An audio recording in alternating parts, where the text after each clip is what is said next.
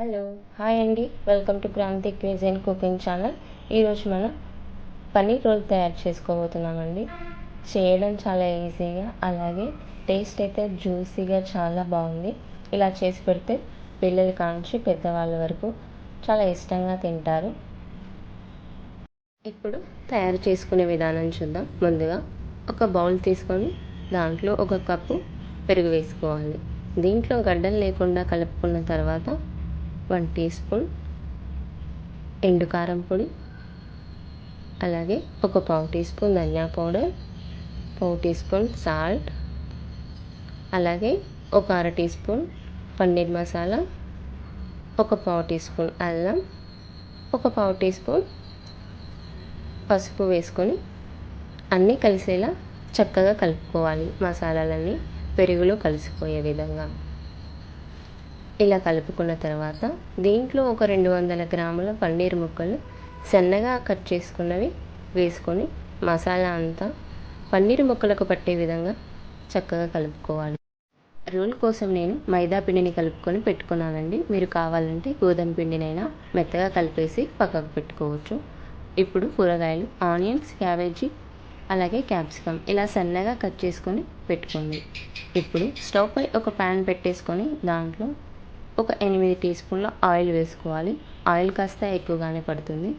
ఇలా ఆయిల్ వేడైన తర్వాత మనం పన్నీర్ ముక్కలు ఏవైతే మసాలాలో నానబెట్టి ఉంచుకున్నామో అవి వేసుకొని ఈ పెరుగు అనేది మొత్తం పోయి ఆయిల్ ఉండేంత వరకు ఉడికించుకున్న తర్వాత చూసారు కదా, ఇలా అయిన తర్వాత ఒకసారి కలిపేసుకొని మనం సన్నగా కట్ చేసి పెట్టుకున్న కూరగాయ ముక్కలు వేసుకొని 1 నిమిషం పాటు ఉడికించుకొని దీంట్లో ఒక 1 teaspoon red chilli sauce, అలాగే 1 teaspoon green chilli sauce ఉంటే వేసుకోండి, లేకపోతే స్కిప్ చేసేసేయండి.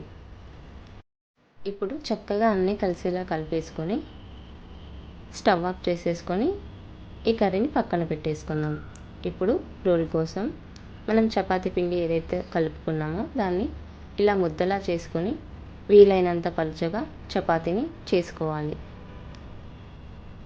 చూసారు కదా, ఇలా వీలైనంత పెద్దగా చపాతీని చేసుకొని దీన్ని మళ్ళీ రోల్ లాగా ఇలా చేసుకోవాలండి. ఇలా చేసుకోవడం వల్ల మనకు చపాతీ అనేది కాస్త మెత్తగా వస్తుంది. మళ్ళీ దీన్ని ముద్దలా చేసుకొని చపాతీలా తయారు చేసుకుందామండి. చూసారు కదా, ఇలా వస్తే సరిపోతుంది. ఇప్పుడు స్టవ్ పై పెనం పెట్టేసుకొని దాంట్లో మనం చేసుకున్న చపాతీ వేసుకొని 2 వైపులా చక్కగా కాల్చుకోవాలి. ఇలా ఒక సైడ్ తిప్పుకున్న తర్వాత పలుచగా ఆయిల్ వేసుకొని అలాగే రెండో వైపు కూడా ఆయిల్ వేసుకొని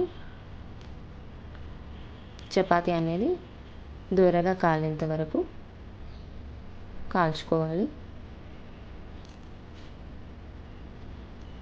చూసారు కదా, ఇలా చపాతీని చూపించిన విధంగా చేసుకున్న తర్వాత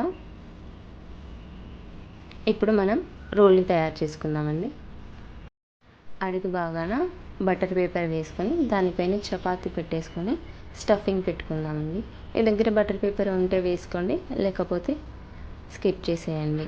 ఇప్పుడు మనం పన్నీర్ కర్రీ ఏదైతే రెడీ చేసి పెట్టుకున్నామో అది వేసుకోవాలి. ఒక సైడు కొంచెం ఖాళీగా ఉంచండి, మనం రోల్ చేస్తాం కాబట్టి. దానిపైన కాస్తంత టమాటా కెచప్, అలాగే మయోనీస్ వేసుకోవాలి. వేసుకున్న తర్వాత చక్కగా మనం రోల్ లాగా తయారు చేసుకుందామండి. చూసారు కదా, ఇలా చూపించిన విధంగా రోల్ని తయారు చేసుకోండి. చూసారు కదా, ఎంతో ఈజీగా టేస్టీ పన్నీర్ రోల్ రెడీ అయిపోయిందండి. Thanks for watching.